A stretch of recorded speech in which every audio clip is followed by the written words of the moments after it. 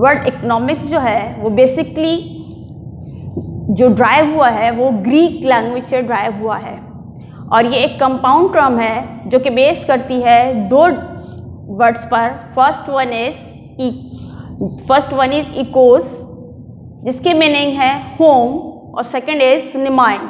निमाइन का मतलब होता है मैनेजमेंट। तो जो कंप्लीट सेंस बनता है वर्ड इकोनॉमिक्स का वो होता है होम मैनेजमेंट। होम मैनेजमेंट का मतलब ये नहीं है कि हम किस तरह से अपने घर की डेकोरेशन करेंगे, किस तरह से इसका इंटीरियर डिज़ाइन करेंगे, बल्कि इसका मतलब ये है कि हमारे घर के जो दो बेसिक पिलर्स होते हैं, फर्स्ट वन इज़ फादर, जिनका काम जो है वो अर्निंग एक्टिविटीज़ परफॉर्म करना है, और सेकंड हैंड मदर, जिनका काम जो है वो हमारी तमाम बेसिक नीड्स और ज़रूरियात को फुलफ़िल करना है।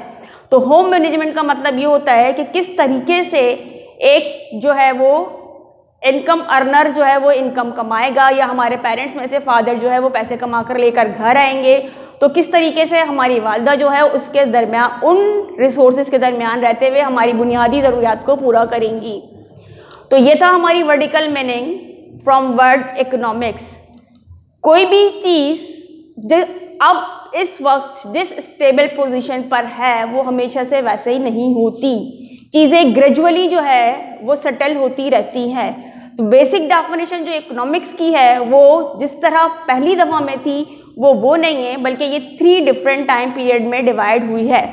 फर्स्ट टाइम पीरियड को जो हम डिस्कस करते हैं उसे हम डिस्कस करते हैं इन 17th सेंचुरी, जिसे हम क्लासिकल टाइम पीरियड का नाम देते हैं।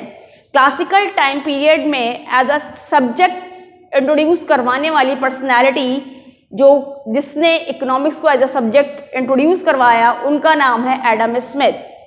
एडम स्मिथ ने सबसे पहले इकोनॉमिक्स को एज अ सब्जेक्ट इंट्रोड्यूस करवाया, और उनकी जो डेफिनेशन है वो बेस कर रही थी वेल्थ कॉन्सेप्ट के ऊपर। तो according to Adam Smith, economics is the study of wealth, और इसी से रिलेट करती हुई उन्होंने जो एक बहुत ही मशहूर किताब लिखी उसका नाम है nature and significance of wealth.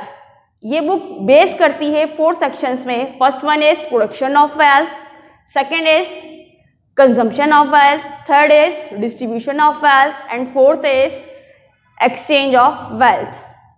Wealth का जो कॉन्सेप्ट था वो एक लिमिटेड कॉन्सेप्ट था, बिकॉज वेल्थ जो है वो एक मेड रिसोर्स है। इंसान खुद पैसा कमाता है, उसकी अपनी मर्जी होती है वो किस तरीके से पैसे को कमाए, किस तरीके से उसको इस्तेमाल करे। पैसा जो है वो खुद कोई भी डिसीजन नहीं लेता है।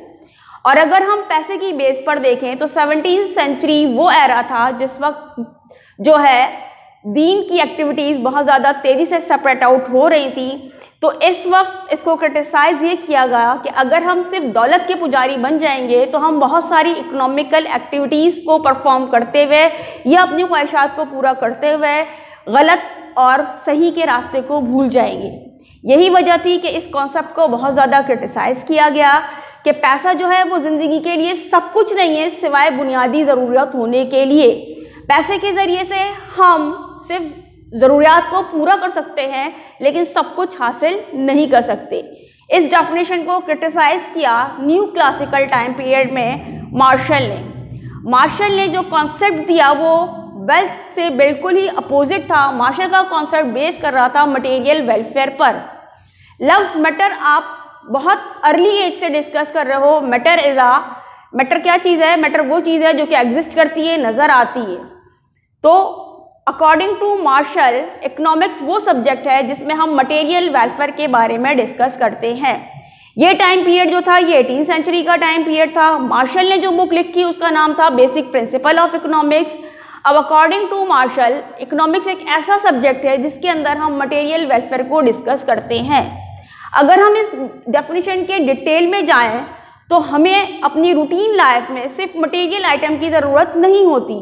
अगर हम मटेरियल आइटम पर बेस कर सक रहे होते तो आज आपको इस लेक्चर की ज़रूरत नहीं होती। आपके पास ऑलरेडी बुक मौजूद है इन फॉर्म ऑफ मैटर, आप उसको पढ़कर उसके बारे में नॉलेज हासिल कर सकते हो। लेकिन हमें पता है कि हमारी लाइफ को सरवाइव करने के लिए सिर्फ और सिर्फ हमें मैटर नहीं चाहिए बल्कि हमें सर्विसेज भी हायर करनी पड़ जाती हैं। Like me, I am a teacher, मैं आपको सर्विसेज प्रोवाइड कर रही हूँ।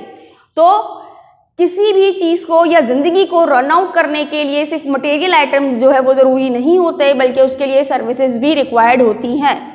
तो मटेरियल का कॉन्सेप्ट जो कि मार्शल ने डिस्कस किया था, उस कॉन्सेप्ट को क्रिटिसाइज किया है रॉबिन्स ने। मटेरियल आइटम का जो कॉन्सेप्ट है, मटेरियल आइटम जो है वो टाइम टू टाइम वेरी होता है। लेट्स सपोज कि सर्दियों में जो चीज़ हमारे लिए फ़ायदेमंद है, गर्मियों में वो चीज़ फ़ायदेमंद नहीं होगी। मटेरियल आइटम का कॉन्सेप्ट जो है वो परसेंट टू परसेंट वेरी होता है। एक लिटरेट पर्सन के लिए लैपटॉप की वैल्यू इलिटरेट के लिए नहीं है।